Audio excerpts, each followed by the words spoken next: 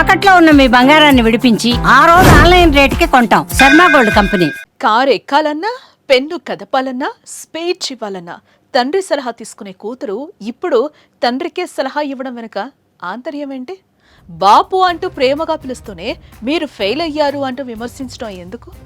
రాజకీయంలో పండిపోయిన కేసీఆర్ కు సలహాలు సూచనలు ఇచ్చే స్థాయికి కవిత వచ్చారంటే దాని వెనక ఏదో పెద్ద నిర్ణయమే ఉంటుంది. ఇంతకు కవిత మనసులో ఏముంది? ఇదిగో ఇవే ప్రశ్నలు తెలంగాణ ప్రజానీకం మదిలో మెదులుతున్నాయి.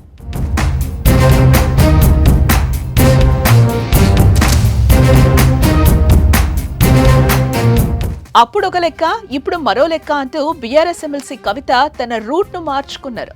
లిక్కర్ స్కామ్ ఆరోపణతో జైలుకు వెళ్లి వచ్చిన తర్వాత రాజకీయ కార్యక్రమాలు స్పీడ్ పెంచారు. పార్టీకి సంబంధం లేకుండా, ముఖ్య నేతలు లేకున్నా రాష్ట్ర వ్యాప్తంగా పర్యటిస్తూ కీలక నేతగా ఎదిగేందుకు ప్రయత్నాలు చేశారు. బీఆర్ఎస్ పార్టీలో అసంతృప్తి నేతలు, ఇబ్బందుల్లో ఉన్న కార్యకర్తలను పరామర్శించుకుంటూ తనదైన మార్కును చూపించారు. అయితే ఇప్పటికే కవిత సొంతంగా పార్టీ పెడతారనే ప్రచారం జరుగుతూ ఉండటం, తండ్రి ఫెయిల్ అయ్యారంటూ లేఖలో రాయటం ఆ వార్తలకు మరింత బలం చేకూర్చుతుందనేది రాజకీయ వర్గాలు భావిస్తున్నాయి.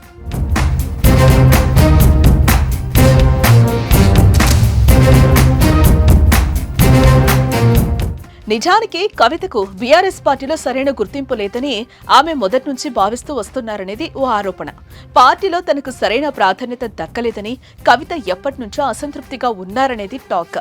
దీంతో పార్టీతో పాటు రాష్ట్ర రాజకీయాల్లో తనకంటూ ప్రత్యేక గుర్తింపు కోసం ప్రయత్నాలు ముమ్మరం చేశారు. అందుకే కేంద్ర రాష్ట్ర ప్రభుత్వాలపై తనదైన శైలిలో విమర్శలు గుప్పిస్తున్నారు. వైఫల్యాలను ఎత్తి చూపుతున్నారు.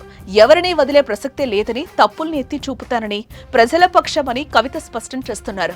ఇలా రాష్ట్రంలో విస్తృత పర్యటనలకు శ్రీకారం చుట్టిన ఆమె ఇప్పటికే 42 అసెంబ్లీ సెగ్మెంట్లకు పైగా వెళ్లారు. నేతలతో భేటీలు నిర్వహించారు. వారి నుంచి ఫీడ్బ్యాక్ తీసుకున్నారు. స్థానికంగా ప్రజలు పడుతున్న ఇబ్బందులను క్యాడర్ నుంచి తీసుకుని వాటిపై పోరాటానికి సిద్ధమవుతున్నారు. అంతేకాదు, ఏ సమస్య వచ్చినా తనను సంప్రదించాలని, తాను నిత్యం అందుబాటులో ఉంటాననే భరోసా ఇస్తున్నారు కవిత.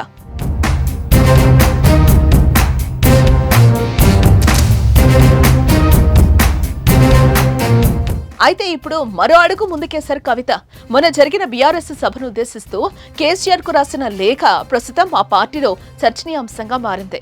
ఇందులో కేసీఆర్ ను బాపు అని సంబోధిస్తూనే సభ వైఫల్యాలను ఎండగట్టారు. మీరు అలా మాట్లాడుంటే బాగుండేదంటూ సలహాలు ఇవ్వకనే ఇచ్చారు కవిత.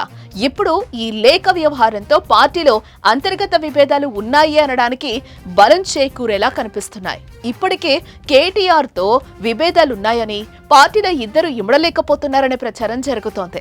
అందుకే కవిత త్వరలోనే పార్టీ పెట్టబోతున్నారు అని, బీసీలు ఉండే విధంగా పార్టీ పేరును సైతం ఖరారు చేశారనే ప్రచారం ఊపందుకుంది.